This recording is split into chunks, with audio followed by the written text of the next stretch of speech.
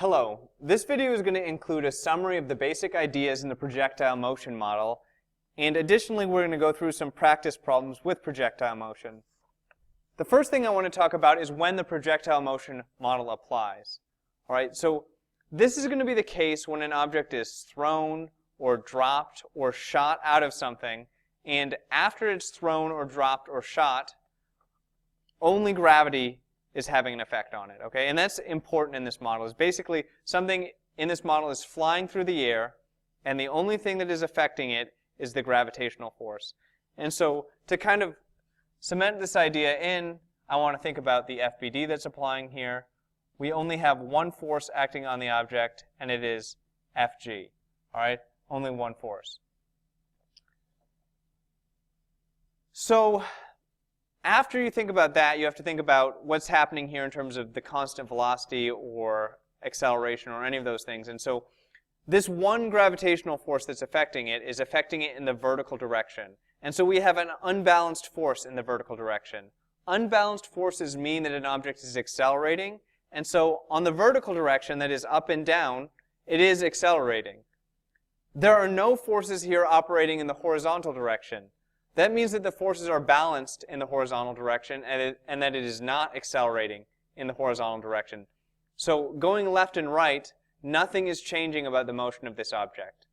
All right, and so it's constant velocity in the horizontal direction. It is accelerating in the vertical direction.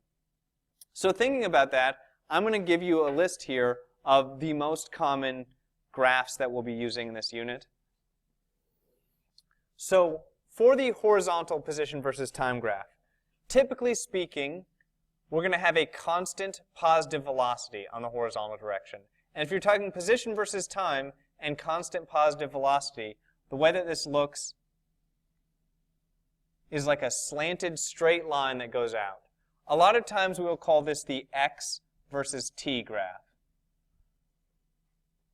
For the horizontal velocity, that's the velocity going left and right, it's a constant positive velocity usually.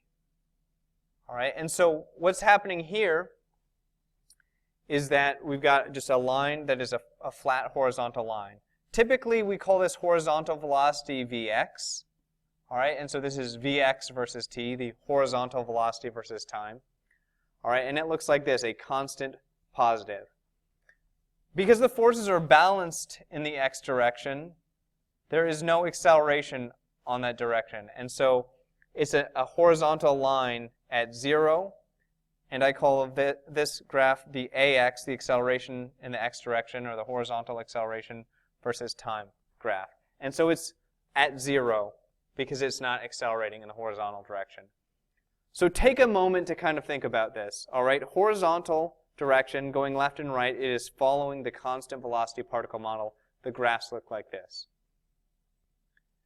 Now, the vertical position versus time graph, that's in the y-axis, so I call this y versus t. All right, it's accelerating, and so if you think about what position versus time graphs look like for accelerating objects, hopefully you remember that they are curvy graphs. All right, and so the position versus time graph is going to look like one of a few things. If the object is going up initially, it will look something like this. All right, if the object is shot off horizontally, it will look like this. All right, and if the object is shot downward, it will look like this. All right, where it has an initial negative component already to its velocity, and so it's already got a downward slope. And so whenever you're looking at a vertical position versus time graph, that's a y versus t graph, generally speaking, the shape of the graph looks like the path that the projectile would follow. Meaning in that first case, the projectile would go up, and then it would come back down. In the second case, the projectile is shot off horizontally, and it eventually comes down. And in the third case, the projectile is shot downward at an angle and accelerates, going faster in the downward direction. All right, so those are the three possible vertical position versus time graphs that you'll deal with. For the velocity versus time graph, I'm going to give you one instance here of the velocity versus time graph, and then on the next slide, I'm going to go ahead and talk about some other options that might occur. So for vertical velocity versus time, if I want it to match the position versus time graph that I have above, we're looking at the slopes here. So initially, that object is traveling up. So it has a positive velocity initially. All right? It's slowing down as it goes upward, and then eventually it hits its peak. All right? And then it starts moving in the downward direction, and it looks like this, and it comes back down.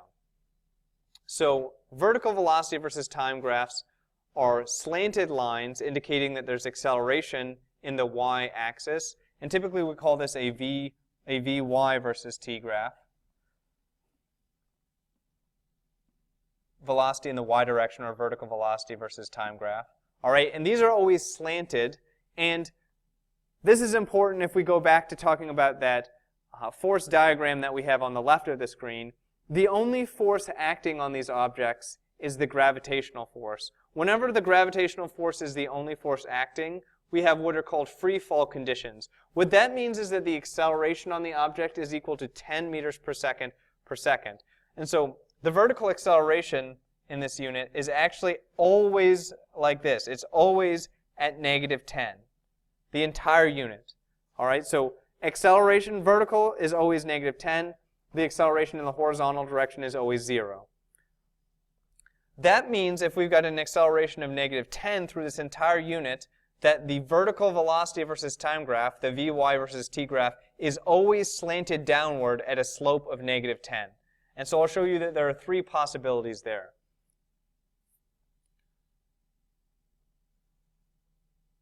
All right. So what I'm going to do is explain to you here the different possibilities for this model. We have 2 general Vx versus t graphs, or horizontal velocity versus time. Usually, as I said, I call this Vx versus t, but you can think of it as horizontal velocity versus time. One is the one that we've already seen. All right, it looks like this. And the other one has a horizontal velocity of 0.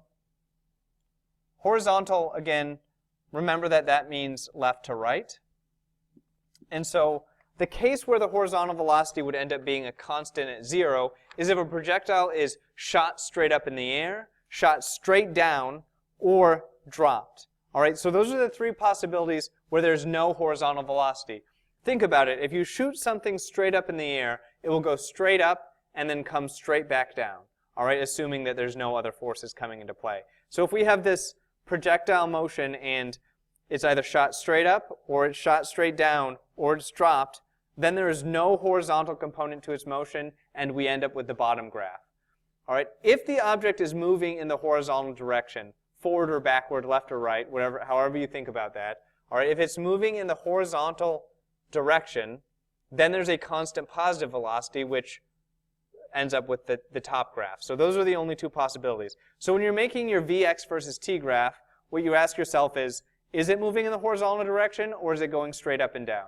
If it's going straight up and down, we use the bottom graph. If it's going in the horizontal direction, meaning if there is some horizontal motion, then it is the top graph.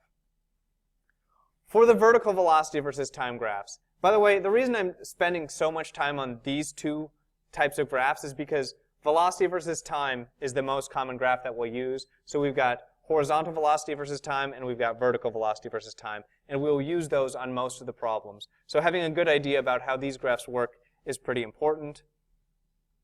So this vertical velocity versus time graph, there are 3 different possibilities for this. These are all your Vy versus t graphs. So all 3 of these are Vy versus t. And there are 3 possibilities here. All of them have slopes of negative 10 because acceleration is always 10 meters per second downward in this unit. All right, and so one possibility is that we start with an initial positive vertical velocity, and then it goes to 0 and it becomes negative. One possibility is that we start out at 0 and it goes negative, and the other possibility is that we start out negative and it becomes more negative. And so in these cases, you should see that it is always a line that is slanted downward at a slope of negative 10 meters per second. What's changing is whether the initial vertical velocity is positive, the initial vertical velocity is 0, or the initial vertical velocity is negative. The cases that would end up with a positive initial vertical velocity is if something was shot going upwards. All right, so there are 2 different possibilities where we'd have an object that was moving upwards initially. You could either shoot it straight upwards, or you could shoot it up and at an angle. But if the object is moving upward at the first part of its motion, we're going to use this top graph. For the second graph, there are two possibilities as well. The two possibilities are that an object is shot horizontally or that an object is dropped. Either of those cases end up with a 0 initial vertical velocity, because if it's shot straight out horizontally, it's not going up or down. All right, and if it's dropped, it had an initial velocity of 0 meters per second because it started from rest. All right, so those are both the cases that end up with the middle graph. The bottom graph, in order for that to occur, something has to be shot or thrown downward, meaning it needs to be actively shot or thrown. There needs to be a velocity initially put onto that object in the downward direction. It's not simply dropped, all right? It is shot or thrown downward. All right? The other option is that it is shot or thrown downward and at an angle, meaning like down into the right or down into the left. Then we would have this bottom graph. So something that's shot or thrown and it has an initial negative component to its vertical velocity, that would be the bottom one. And we'll talk about some different situations here as we go through these practice problems, and that should help you out with that. So identifying which of these graphs we're using in a particular problem is extremely important in deciding how to solve them. All right, now I'm going to move on to the practice problems for this unit. So the first thing you should do is read each of these problems and try and decide what's going on. You might want to pause the video and try and think about what's happening and then restart it once you have a good idea of how the problem is working. In this first one, we've got a stone that's thrown horizontally. It says at a speed of 8 meters per second from the edge of a cliff, which is 80 meters in height. And it says how far from the base of the cliff will the stone strike. So in this problem, what's happening is that there's a horizontal motion. The only initial motion is horizontal. And so there are a couple different graphs that you might make here to start off with. I'm going to start with my Vy versus t graph. All right, that's the vertical velocity versus time. I know this one is going to look like this because I said that the stone was thrown horizontally, which means straight out to the right or straight out to the left. If a stone is thrown horizontally, it's not initially going up, nor is it initially going down, so its initial vertical velocity is 0. The next thing that you need to do then, I'm just going to go ahead and do the other graph here so that we've got that in mind. This object is moving horizontally because we're given the fact that it's thrown horizontally at 8 meters per second, so we know it's moving in the horizontal direction. That means it's going to be a constant positive horizontal velocity. Remember, for the Vx versus t graph, horizontal velocity versus time, there are only two options. It's either at 0 or it's going to be a constant positive. Technically speaking, if I said that right was positive and that it was moving to the left, we could have a constant negative, but I probably won't do that to you. And so for most intents and purposes on this, you can consider there to be two options. It's either moving in the horizontal direction like this one is, in which case it has a constant positive velocity, or it is not moving in the horizontal direction, in which case the Vx versus t graph shows 0. So specifically, we know that the horizontal velocity is 8, so I can write that in, and then I need to start thinking about what other things I know here. It says it's an 80-meter high cliff. 80 meters refers to the height of the cliff, which is a measurement in the y direction, in the vertical direction, and it's actually the distance that's going to be traveled vertically by the stone. Because the stone, if it's falling from an 80-meter high cliff, will fall 80 meters before it hits the ground. That means that the area of the vertical velocity versus time graph is 80, because it's moving 80 meters in the vertical direction. Now we're going to take advantage of something that we'll do a lot in this unit. We look at this vertical velocity versus time graph. We know that it's traveled 80 meters. I don't know time, all right, but I know that the acceleration is 10. And we know that change in velocity equals acceleration times time. So we know that change in velocity is 10t. All right, and so what we've got here then is we've got the area of this triangle, which is 1/2 times t times 10t. We know that that equals 80. The left-hand side of this equation simplifies to be 5t squared, which you will see happen a lot of times in this unit.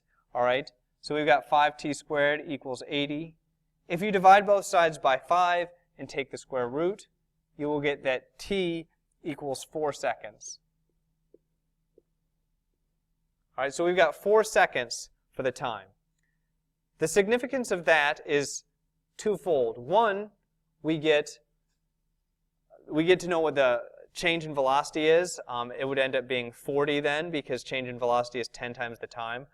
The other thing, though, here is that we can figure out what the time is on this graph because it's going to be the same for both graphs. The stone isn't going to be moving in the vertical direction for any longer than it's moving in the horizontal direction. So if it's 4 seconds on the Vy versus t graph, it's 4 seconds on the Vx versus t graph. Now that we've got both dimensions on the Vx versus t graph, we can go ahead and solve that and find the area here, and that gives us the horizontal distance traveled. So the area of the vertical velocity versus time graph, that's the Vy versus t graph, gives us the vertical distance traveled up and down. The area of the horizontal Vx versus t graph gives us the distance traveled in the horizontal direction, or the distance traveled left and right. We're trying to figure out how far from the base of the cliff that the stone will land, and so what we're looking for is the area of the Vx versus t graph. And so last of all here, what we know is that the change in x, which I also call the range of this projectile, is going to be 8 times 4, which gives you 32 meters for the distance that it travels in the x direction. And so 32 meters is the answer to that problem. Number 2 here, again, if you want, pause the video, read the problem for a minute, and try and figure out what's going on, and then I will go through it here in just one moment. All right, so for this one, what we're given is we're given a person who's throwing a football with an initial velocity of 30 meters per second, but then it says it's at an angle of 25 degrees above the horizontal. I'll explain in just a second how we process that. Okay, the questions are how much time passes until the ball travels 35 meters horizontally, and B, it says what is the height of the ball relative to the ground after 0.5 seconds. So there are 2 problems here, and also it says assume that it's thrown from 2 meters above the ground, and so since we're given its height relative to the ground, we'll take that 2 meters into consideration at the end. Okay, so one thing that happens here, though, is we're given an initial velocity, and that velocity is happening at an angle. And so whenever you're doing that, we have to set up a diagram that looks like this. This is an initial velocity diagram, and what we have to do here is we have to break the initial velocity up into components. All right, so we know the initial velocity, which we call VO, original velocity, or a V naught, oftentimes I will call it. We know that that equals 30 meters per second. All right, we also know that it's happening at an angle of 25 degrees, all right, above the horizontal, so that is 25 degrees in here. All right, and so what we can do is we can use some trigonometry, sines and cosines and things like that, to figure out the other sides of this triangle. And so I know that my original velocity in the x direction, that is the horizontal component of this initial velocity, is going to be equal to 30 times the cosine of 25, which ends up being 27.2 meters per second, 27.2 meters per second. And I know that the vertical component of this, which I call V naught y, is going to be equal to 30 times the sine of 25, which gives me 12.7 meters per second. Okay, I'm going to need those because those initial velocities will go on my velocity versus time graphs. Now, for question A, it says here, how much time passes until the ball travels 35 meters horizontally? So for A, I'm really interested in its horizontal motion, and so what I'm going to do is I'm going to make a horizontal velocity versus time graph, which is a Vx versus t graph. All right, this one is moving in the horizontal direction. We know that it's moving with a constant velocity of 27.2 meters per second in the horizontal direction. So we know that this is 27.2. And I want to know how long it takes to travel a distance of 35 meters horizontally. And so if it is traveling a distance of 35 meters, I know that that is the horizontal distance traveled, which is the area there. All right, and I'm trying to figure out how much time this takes. All right, this is a rectangle, so I know that base times height is the area. So we know that 27.2 times t equals 35. Divide both sides by 27.2, and you get that t equals 1.29 seconds.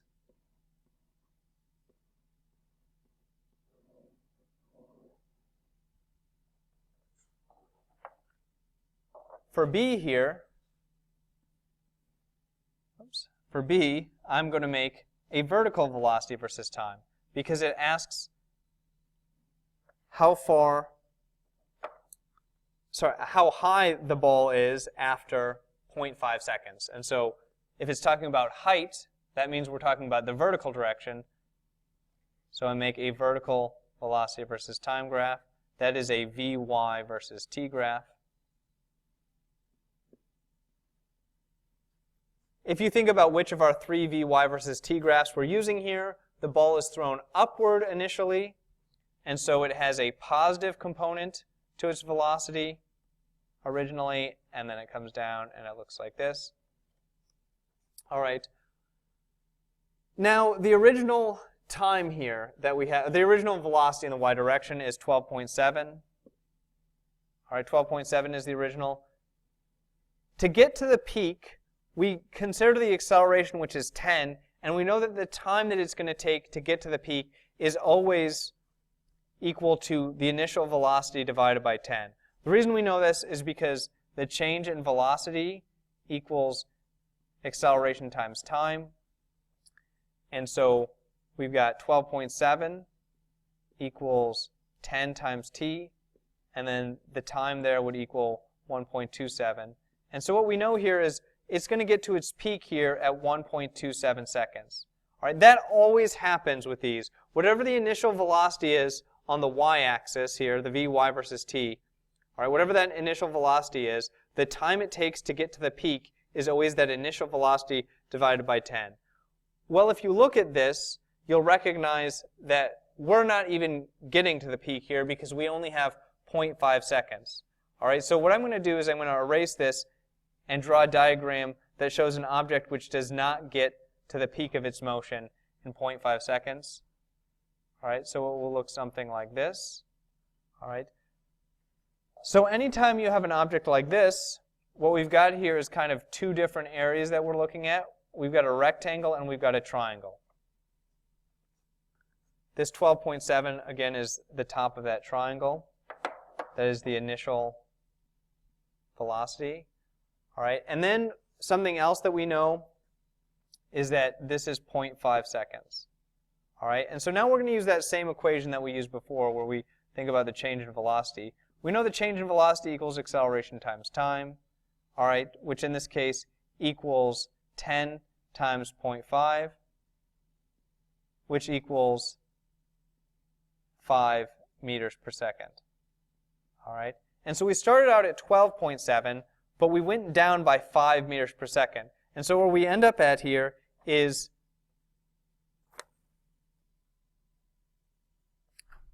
so then what we have to do to figure out how far it's gone in the horizontal direction is we have to find the area of these two triangles. One of the side lengths here of the triangles, this triangle is 5, and the other side is 0.5. And so we've got 1/2 times 5 times 0.5. And along the other side, we've got 7.7, all right, because it's 5 lower, so this side is 7.7, times 0.5.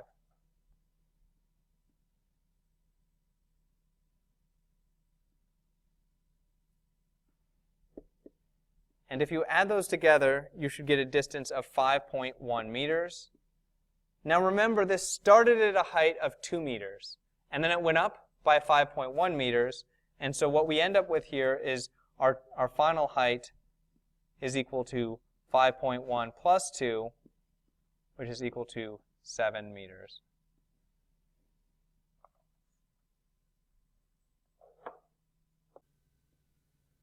All right, on to problem number 3. It says, a hawk is in level flight at some height above the ground, and it drops a fish that it had caught. The hawk's horizontal speed is 20 meters per second, and the fish lands a horizontal distance of 100 meters away from where the hawk had dropped it. At what height was the hawk flying? This one is not too bad. It starts out here, we've got a lot of information about it, how it's moving horizontally, and so I think making a horizontal velocity versus time graph makes sense as a first step. So we make a Vx versus t graph. Now, as a note here, if you had made the Vy versus t graph first, you would just realize that you didn't have the information you needed to solve that graph, and then you would have hopefully gone on to make a Vx versus t graph. My recommendation is that you just put up as many diagrams as you can and kind of work out what information you can fill in and just try and solve it from there. So if it seems like you're making a Vy versus t graph and you're not getting the information you need from that, try making a Vx versus t graph next, or something along those lines. Because what we've got here is we've got Vx is a constant positive because it has horizontal motion. All right, and then we know that it travels a distance of 100 meters, and so that is the area of this graph. We also know that it's going 20 meters per second horizontally. All right, so then all we have to find here is t. So we know that 20 times t equals 100. All right, and that means that t equals 100 over 20, all right, which is 5 seconds. So we now know that time is 5 seconds. And then it asks, what height was the hawk flying at? And so for that, we're going to look at our Vy versus t graph. What we end up with here, if it was going horizontally originally, that means it wasn't going upward or downward, so the original y velocity is 0. All right, and so we're looking at this one. This is the case when there's no upward or downward motion initially. Oops, this is Vy versus t. And so we know the time now. All right. We know that this is 5 seconds. All right, the other thing we know is that the change in velocity equals acceleration times time, which in this case equals 50.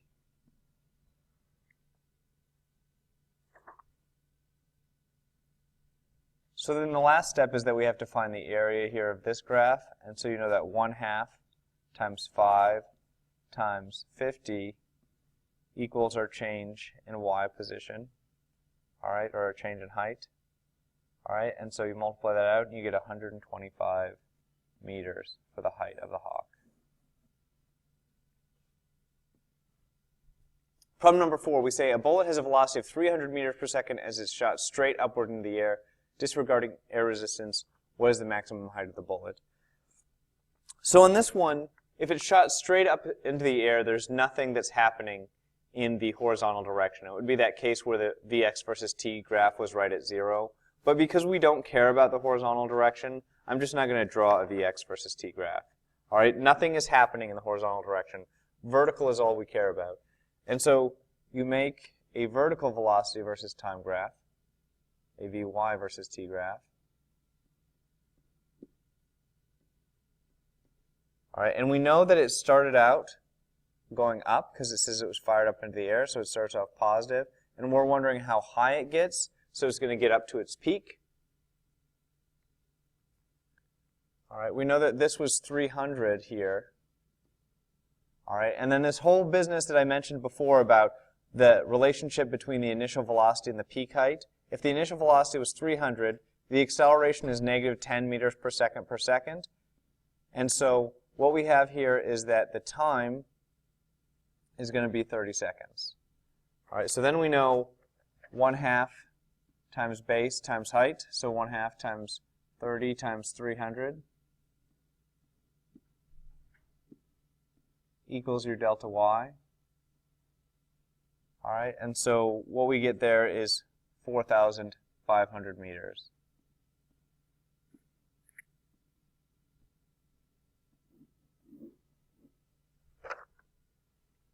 For number 5, it says a hunter uses a sling to throw a rock at a deer which is at the bottom of a cliff. From the edge of the cliff, the hunter throws the rock at 30 meters per second, 40 degrees below the horizontal. 1.2 seconds later, the rock strikes the deer. How high is the cliff? And how far horizontally from the cliff was the deer standing. And so in this one, there are essentially two things happening. First, this is a kind of strange example because what we have here is we have a cliff, right? And there's a hunter standing at the edge of the cliff, and he has thrown something downward. So it starts with a downward trajectory at the beginning. And so that is significant in terms of understanding this problem, is that it's not dropped and it's not projected up at an angle, but this one is in fact going downward. And so the first thing, anytime we have an initial velocity that's an angle, that I recommend doing is making this little initial velocity diagram where we say v original equals, in this case it had said 30 meters per second. Okay, and then we're going to break this into x and y components. So the original x velocity, that's on the horizontal. Using trigonometry here, it's 40 degrees is the angle. All right, 40 degrees below the horizontal. And so you end up with v naught x equals 23.0 meters per second. And v naught y equals 19.3 meters per second from the trigonometry there. Okay, then that gives us the information that we need to kind of start this problem. And so the first thing I can do here for step A is I can make a velocity in the y direction versus time graph.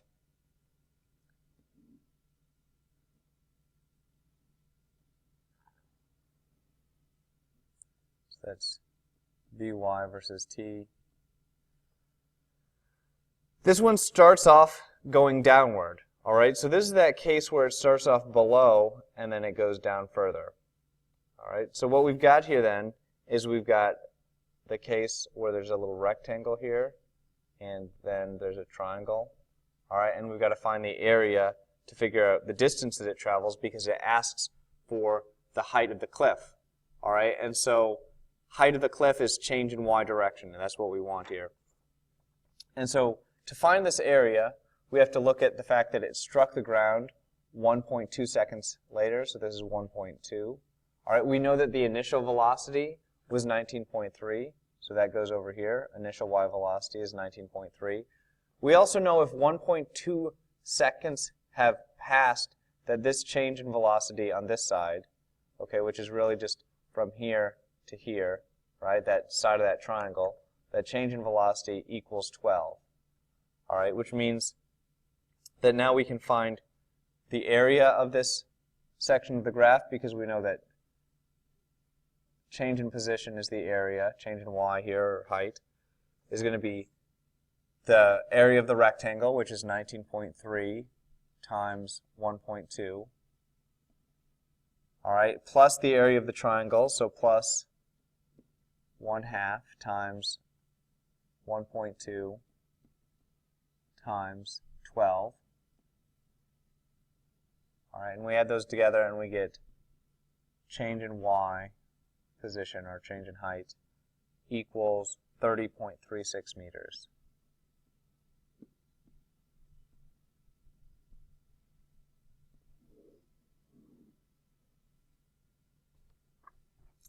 All right, for B, it asks how far away from the cliff was the deer standing horizontally. And so for B, we were making a horizontal velocity versus time graph, which is a dx versus t graph. This one has horizontal motion, so it's going to be that constant positive version of this. The time we know is 1.2 seconds. All right, and we also know that the velocity in the x direction is equal to 23.0. All right, so if we want the area of this rectangle here, we know that the change in x position, all right, the change in horizontal position is just equal to base times height. So in this case, we've got 23 times 1.2.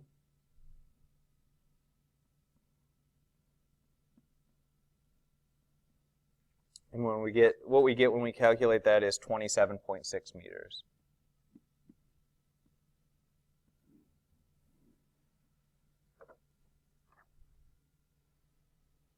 For question number 6, It says a racquetball is thrown from the ground at an angle of 45 degrees and with a speed of 22.5 meters per second, and it lands exactly 2.5 seconds later on the top of a nearby building. Calculate the horizontal distance traveled and the height of the building. So for this one, again, it's at an angle, and so I think whenever it's at an angle, if you can, a good first step is trying to figure out what we've got the initial velocity, but we want the components of that initial velocity. So initial velocity is 22.5 meters per second. Okay, it's at a 45-degree angle.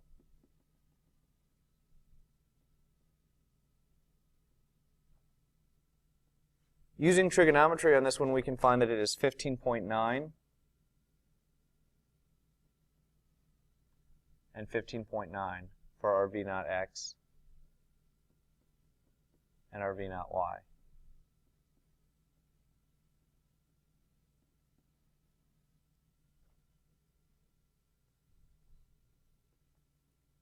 The next thing that I can do is I can make my Vy versus t graph to try and figure out what that looks like.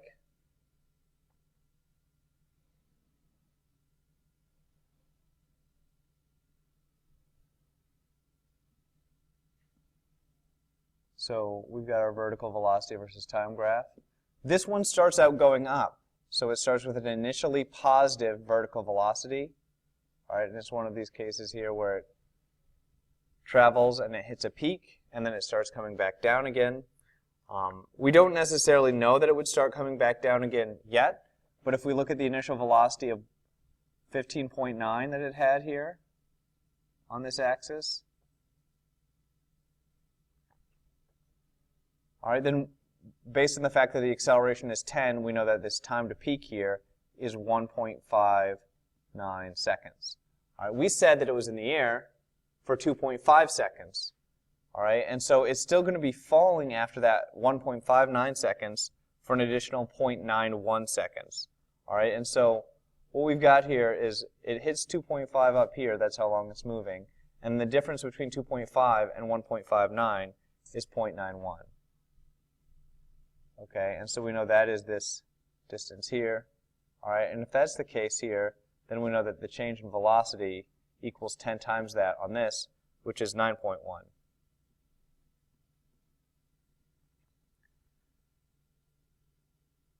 All right, so now we have everything that we need to calculate our areas here. We know that the change in velocity for this first triangle here is going to be 1/2 times 15.9 times 1.59, which is 12.6. So it goes up by 12.6, and then it's going to start falling. And so we do 1/2 times 0.91 times 9.1, and we get 4.1 for how far it falls. All right, and so what we got here then is we've got an object that is going to rise by 12.6 meters, and then it's going to fall by 4.1. All right, and so in the end, our change in y position, or our change in height, equals 8.5 meters. All right, and so that will be the height of the building, because that is where it ends up after 2.5 seconds. For the end of this problem, we will make a horizontal velocity versus time graph, because it asks us to find the horizontal distance traveled here.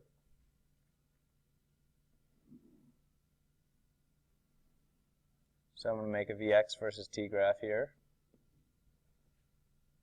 This is actually the easier part of this problem, because we know that it's traveling a constant positive velocity in the x direction. We know that it's going for 2.5 seconds.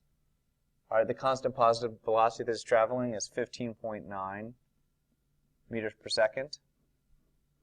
All right, so all we have to do to find our change in horizontal position is find the area of that, which is 2.5 times 15.9. And then you calculate that, and you should get 39.75 meters.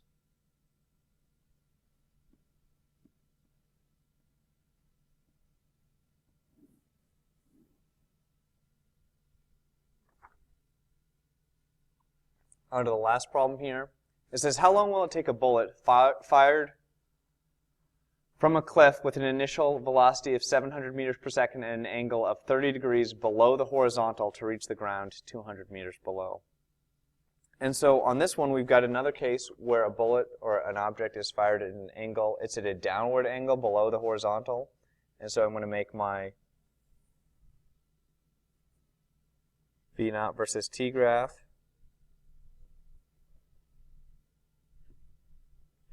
I'm sorry, this is just an original velocity diagram, a V naught diagram. We know that it has an initial velocity of 700 meters per second. So 700 meters per second is our V naught. All right, we also know that it's at 30 degrees below the horizontal, so this is 30 degrees. Other things, we can use trigonometry to find V naught x, which is equal to 606 meters per second, and V naught y, which is 350 meters per second.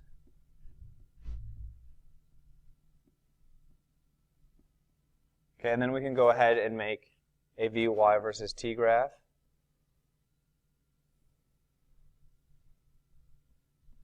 Now keep in mind, this is another one of those that has started off with an initially negative vertical velocity. It's going down originally, and so it starts off below the axis and goes down, and so we end up with here the situation where we've got a triangle and a rectangle.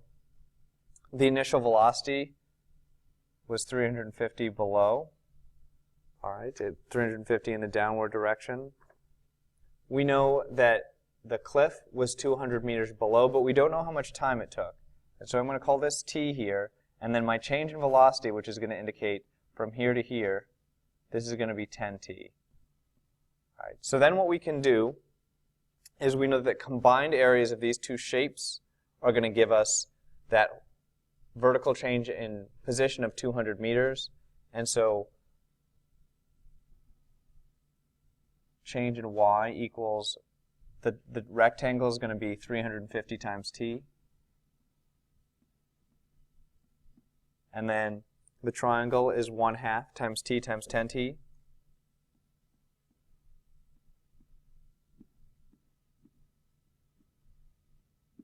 And we know that that change in position, vertically speaking, is 200 meters. So then we're going to do a little bit of simplification here. I get 5t squared plus 350t minus 200 equals 0. All right, and then I can pull out a 5 from that, and we get t squared plus 70t minus 40 equals 0. Then you can do the quadratic equation, and you get that t equals 0.567 seconds. All right, so that requires the use of the quadratic formula there at the end on that one to solve that quadratic equation. But other than that, this problem is not too terrible in terms of time it takes. It's just really, really knowing what you're doing. All right, so hopefully you understood pretty well this set of problems. If you have any questions about them, make sure that you come in and ask. All right, I think that the best thing that you can do is just make sure you have a handle on what the different diagrams are here. We use that initial velocity triangle to break it down into components. We use the Vy versus T graph and the Vx versus T graph to indicate horizontal velocity and the vertical velocity over time. So make sure that you know when those apply. Make sure that you know when the different graphs look the different ways in terms of like whether it's being shot up or shot sideways or shot down or dropped or thrown up or any of those things. Okay, so just make sure you're pretty strong about the different situations, and I think that you should be good to go on this unit.